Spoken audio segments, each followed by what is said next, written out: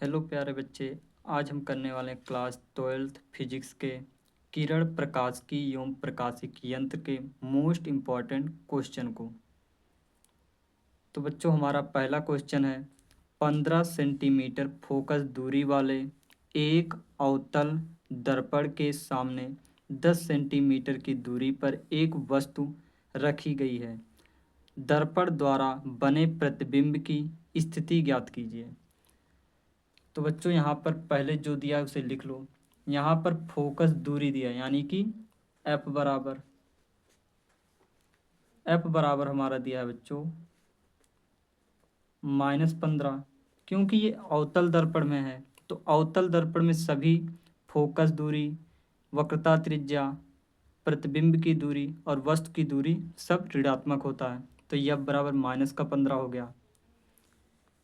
अवतल दर्पण के सामने 10 सेंटीमीटर की दूरी पर एक वस्तु रखी है। u बराबर -10 सेंटीमीटर।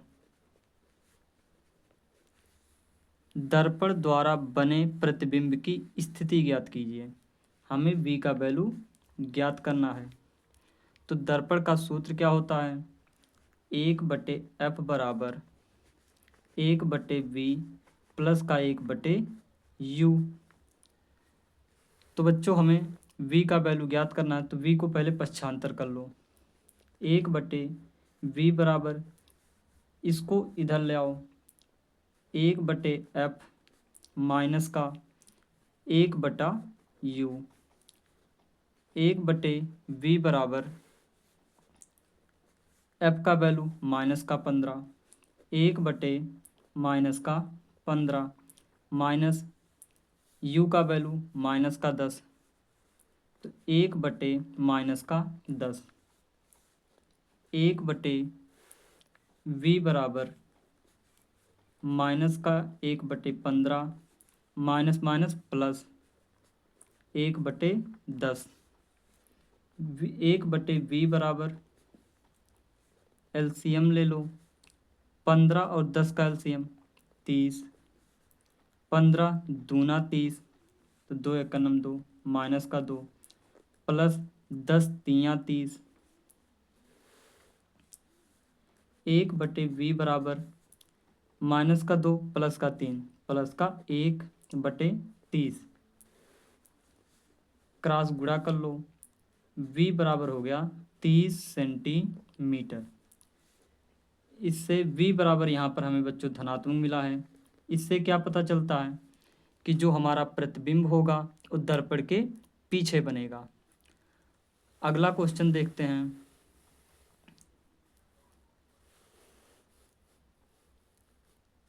अगला क्वेश्चन है, 24 सेंटीमीटर वक्रता त्रिज्या वाले अवतल दर्पण के लिए अवतल दर्पण के सामने 3 सेंटीमीटर की दूरी पर एक मोमबत्ती रखी है। मोमबत्ती के प्रतिबिंब की स्थिति ज्ञात कीजिए। 24 सेंटीमीटर वक्रता त्रिज्या वाले, तो यहाँ पर r बराबर दिया है 24।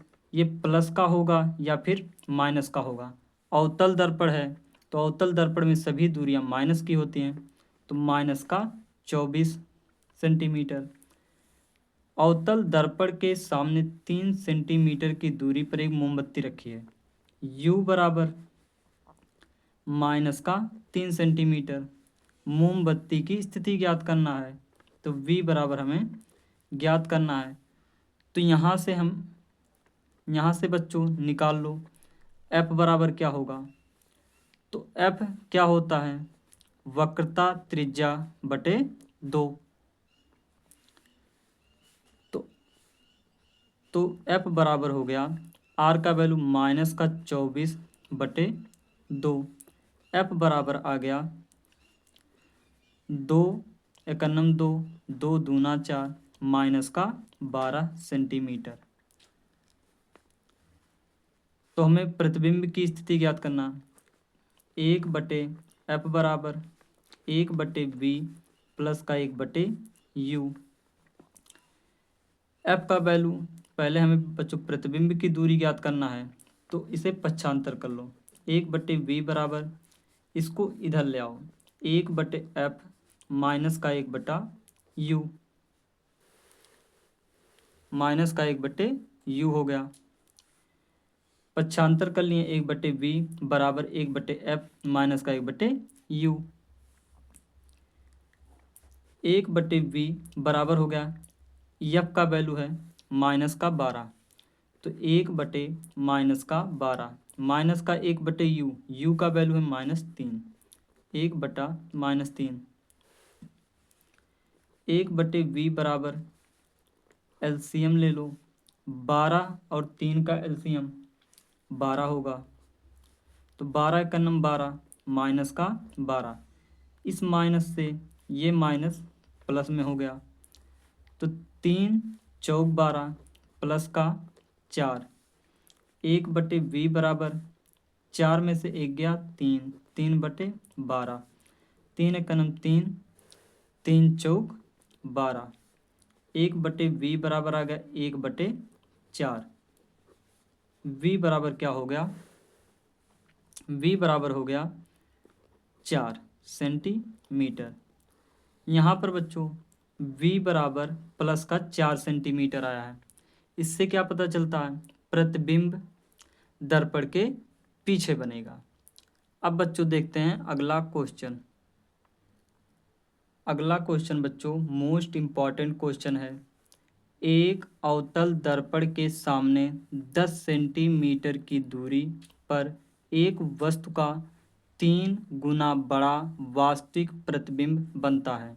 दर्पण की वक्रता त्रिज्या ज्ञात कीजिए। जहाँ भी 3 गुना या 3 गुना या गुनी की बात आ जाए तो वो हमें आवर्धन दिया रहता है। तो दिया है एक अवतल दर्पण के सामने 10 सेंटीमीटर की दूरी पर एक वस्तु, तो यानी कि u बराबर हो गया माइनस का 10 सेंटीमीटर, रखी वस्तु का 3 गुना बड़ा वास्तविक प्रतिबिंब बनता है। जहाँ पर गुना और गुनी की बात आ जाए वो यम बराबर होता है, यानी कि आवर्धन। कहा है वास्तविक प्रतिबिंब बनता है, यानी कि आवर्धन हमारा -3 होगा। कहा है दर्पण की वक्रता त्रिज्या ज्ञात कीजिए। हमें r बराबर ज्ञात करना है।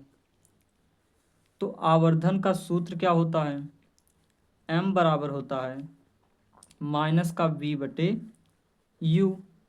तो m बराबर यहाँ पर 3 दिया है, -3 बराबर माइनस का v/u का वैल्यू -10। तो माइनस से माइनस कट गया,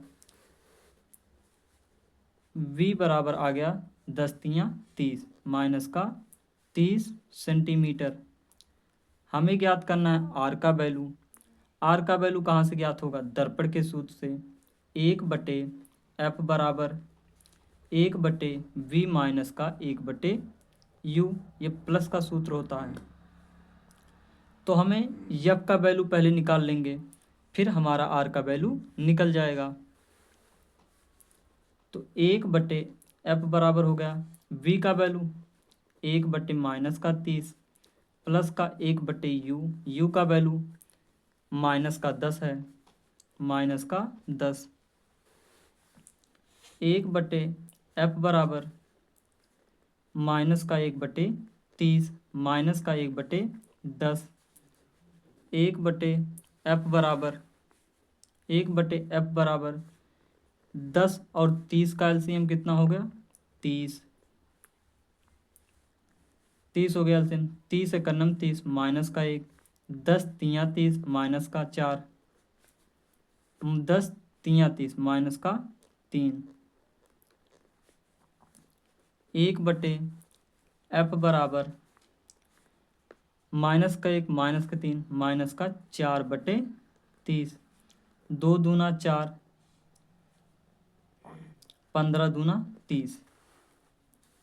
1/f बराबर आ गया -2/15। तो f बराबर क्या हो गया, -15/2 सेंटीमीटर, -15/2 सेंटीमीटर। हमें r का वैल्यू ज्ञात करना है। आर का वैल्यू ज्ञात करना है, तो आर बराबर क्या होता है 2f, वक्रता त्रिज्या फोकस दूरी की दोगुनी होती है। तो यहाँ पर हम 2 हो गया, f का वैल्यू आया है 15/2, माइनस का 15/2 हो गया। इस 2 से यह 2 कट गया, आ गया कितना माइनस का 15 सेंटीमीटर। यानी कि r बराबर क्या हो गया बच्चों माइनस का 15 सेंटीमीटर। ये हमें r का वैल्यू मिल गया। अब बच्चों देखते हैं अगला क्वेश्चन। अगला क्वेश्चन है 20 सेंटीमीटर फोकस दूरी वाले अवतल दर्पण के सामने 30 सेंटीमीटर की दूरी पर 2 सेंटीमीटर लंबाई का एक वस्तु रखी है। वस्तु के प्रतिबिंब की स्थिति, आकार व प्रकृति ज्ञात कीजिए। ऐसे क्वेश्चन जब भी आएंगे तब ये 3 नंबरों में आएंगे। कहा है 20 सेंटीमीटर फोकस दूरी वाले अवतल दर्पण, यानी कि हमें f बराबर दिया है माइनस का 20 सेंटीमीटर। अवतल दूरी में क्योंकि सभी दूरियां ऋणात्मक होती तो माइनस का 20 सेंटीमीटर हो गया। दर्पण के सामने 30 सेंटीमीटर की दूरी पर 2 सेंटीमीटर लंबाई का एक वस्तु रखी है, यानी कि u बराबर हमें दिया है माइनस का 30 सेंटीमीटर। 2 सेंटीमीटर लंबी एक वस्तु, ओ बराबर दिया है 2 सेंटीमीटर। वस्तु की लंबाई ऋणात्मक तो होगी नहीं। वस्तु के प्रतिबिंब की स्थिति, यानी कि हमें v का वैल्यू ज्ञात करना है। आकार, आकार का मतलब हमें प्रतिबिंब कितना छोटा बड़ा बन रहा है ये ज्ञात करना है। प्रकृति मतलब धनात्मक बन रहा है या फिर ऋणात्मक बन रहा है या फिर उल्टा बन रहा है, ये हमें पता करना है। तो हम पहले ज्ञात कर लेते हैं v का वैल्यू, यानी कि प्रतिबिंब की स्थिति। तो दर्पण का सूत्र होता है 1/f बराबर 1/v प्लस का 1/u। v का वैल्यू ज्ञात करना है तो v को पहले पक्षांतर कर लो, 1/v बराबर हो जाएगा, इस 1/u को इधर ले आओ तो 1/f माइनस का 1/u।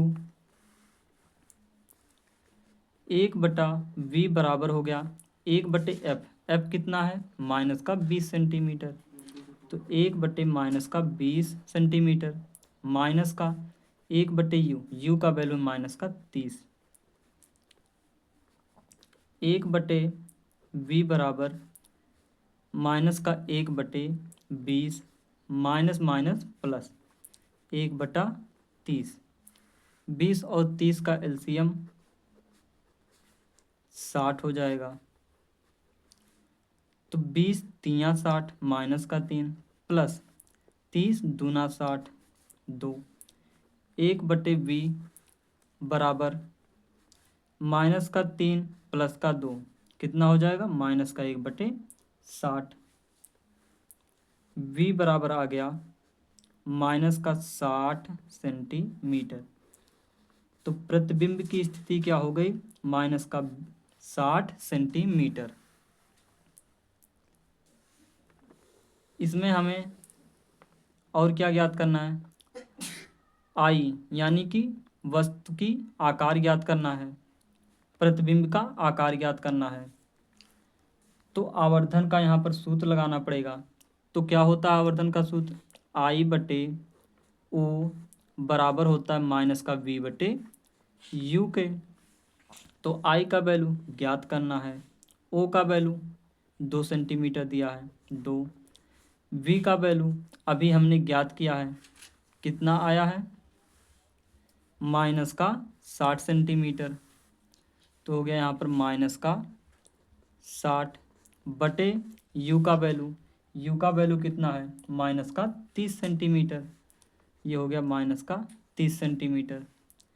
इस माइनस से ये माइनस कट गया, कितना हो गया ये प्लस में हो गए, तो यहाँ पर आ गया I/2 बराबर 30 बटे माइनस का 30, 30 दूना 60, 30 दूना 60, तो क्रॉस गुणा कर लो, आई बराबर आ गया 2 दूना 4 माइनस का 4 सेंटीमीटर।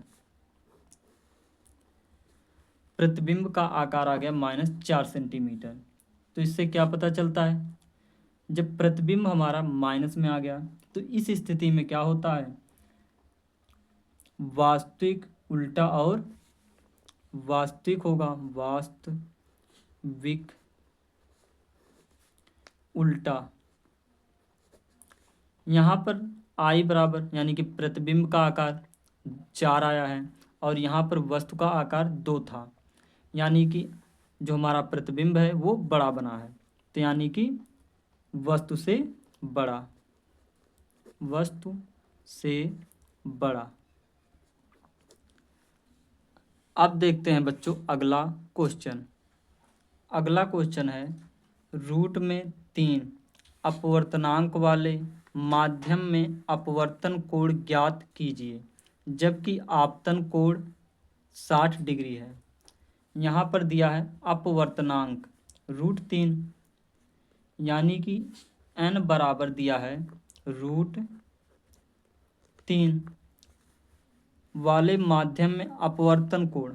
अपवर्तन कोण क्या होता है, अपवर्तन कोण ज्ञात करना है यानी कि कोण R ज्ञात करना है, जबकि आपतन कोण 60 डिग्री है। यहाँ पर I का वैल्यू दिया है 60 डिग्री। अपवर्तन कोण ज्ञात करना यानी कि R बराबर हमें ज्ञात करना है। तो हम ये कैसे ज्ञात करेंगे, यहाँ पर n का वैल्यू दिया यानी कि अपवर्तनांक दिया और आपतन कोण दिया है, तो हमें एक सूत्र मालूम है क्या, स्नेल का नियम। स्नेल का नियम क्या होता है, n बराबर होता है साइन I बटे साइन R। तो अपवर्तनांक यहाँ पर है √3, तो √3 बराबर साइन I का वैल्यू कितना है 60 डिग्री, यानी कि साइन 60 डिग्री बटे साइन R। तो √3 बराबर हो गया साइन 60 डिग्री का मान कितना होता है, √3 बटे 2 बटे में साइन R। तो √3 बराबर हो गया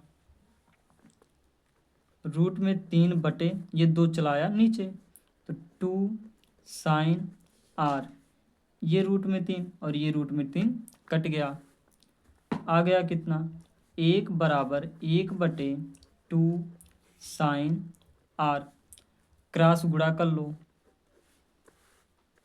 तो 2 साइन R बराबर हो गया 1, तो साइन R बराबर 1 बटे 2। साइन कितने डिग्री का मान 1 बटे 2 होता है, साइन 30 डिग्री का मान, तो साइन R बराबर साइन 30 डिग्री, तो R बराबर क्या हो गया 30 डिग्री, यानी कि अपवर्तन कोण हमारा हो गया 30 डिग्री। अब करते हैं अगला क्वेश्चन। अगला क्वेश्चन है किसी माध्यम में प्रकाश का वेग 1.5 × 10⁸ मीटर प्रति सेकंड है। इस माध्यम से हवा में जाने वाली किरण के लिए क्रांतिक कोण ज्ञात कीजिए। हमें यहाँ पर माध्यम में प्रकाश का चाल दिया है और हवा में जाने वाली किरण के लिए क्रांतिक कोण ज्ञात करना है, यानी कि C का वैल्यू ज्ञात करना है। यहाँ पर दिया है किसी माध्यम में प्रकाश का वेग, यानी कि V बराबर दिया है 1.5 × 10⁸ मीटर प्रति सेकंड। हमें ज्ञात करना है क्रांतिक कोण, यानी कि कैपिटल C हमें ज्ञात करना है। तो इसको ज्ञात करने के लिए हमें एक चीज़ की और आवश्यकता होगी, किसकी, प्रकाश की चाल। प्रकाश की चाल कितनी होती है 3 × 10⁸ मीटर प्रति सेकंड। तो हमें क्रांतिक कोण ज्ञात करने के लिए सबसे पहले क्या ज्ञात करना पड़ेगा, अपवर्तनांक। तो अपवर्तनांक n बराबर क्या होगा, c बटे v। c क्या है, प्रकाश की चाल, स्मॉल c बटे v। तो n बराबर हो गया, प्रकाश की चाल है 3 × 10⁸ बटे वेग कितना है 1.5 × 10⁸ 10⁸ कट गया, 1.5 दूना 3। अपवर्तनांक n बराबर कितना आ गया 2। अब हमारा अपवर्तनांक निकल गया। अब यहाँ से हम जानते हैं कि अपवर्तनांक n बराबर होता है 1/sin c, क्या, क्रांतिक कोण। तो यहाँ से हम क्रांतिक कोण का वैल्यू निकाल लेंगे। तो 2 बराबर हो गया 1/sin c। तो साइन c यहाँ पर चला आया और ये 2 यहाँ पर चला आया। तो साइन c बराबर हो गया 1/2। साइन कितने डिग्री का मान 1/2 होता है, 30 डिग्री का मान। तो साइन c बराबर साइन 30 डिग्री। तो यानी क्रांतिक कोण c बराबर कितना आ गया 30 डिग्री। क्रांतिक कोण हमारा हो गया 30 डिग्री। अब करते हैं बच्चों अगला क्वेश्चन। ये हमारा मोस्ट इम्पॉर्टेंट क्वेश्चन है। वायु के सापेक्ष कांच एवं जल के वायु के सापेक्ष कांच एवं जल के अपवर्तनांक क्रमशः 2/3 एवं 4/3 है। जल के सापेक्ष कांच का अपवर्तनांक ज्ञात कीजिए। यहाँ पर वायु के सापेक्ष कांच का अपवर्तनांक दिया है। वायु के सापेक्ष किसका अपवर्तनांक, कांच का अपवर्तनांक यानी कि ग्लास, बराबर कितना दिया है 2/3। 2/3। फिर वायु के सापेक्ष ही दिया है किसका, जल का अपवर्तनांक।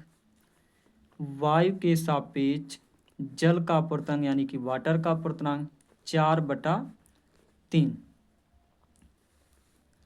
हमें ज्ञात करना है जल के सापेक्ष यानी कि वाटर के सापेक्ष कांच का अपवर्तनांक, ये हमें ज्ञात करना है। जब भी ऐसे सवाल आ जाते हैं तो क्या होता है, WNG बराबर वाटर के सापेक्ष ग्लास का अपवर्तनांक निकालना है। तो जो यहाँ पर वैल्यू लिखा होता है वो नीचे हम लिखते हैं, जो ये वैल्यू होता है उसे हम ऊपर लिखते हैं। यानी कि ANG बटे ANW। तो WNG बराबर हो गया वायु के सापेक्ष कांच का अपवर्तनांक 2/3 बटे वायु के सापेक्ष जल का अपवर्तनांक 4/3। 4/3। अंदर का अंदर के साथ गुणा, बाहर का बाहर के साथ गुणा। तो WNG बराबर हो गया बाहर का बाहर के साथ गुणा यानी कि 2 × 3 बटे अंदर का अंदर के साथ गुणा 3 × 4। 3 से 3 कट गया, 2 × 1 2, 2 दूना 4। तो WNG बराबर आ गया 1/2। हमारा वाटर के सापेक्ष यानी कि जल के सापेक्ष कांच का अपवर्तनांक आ गया 1/2।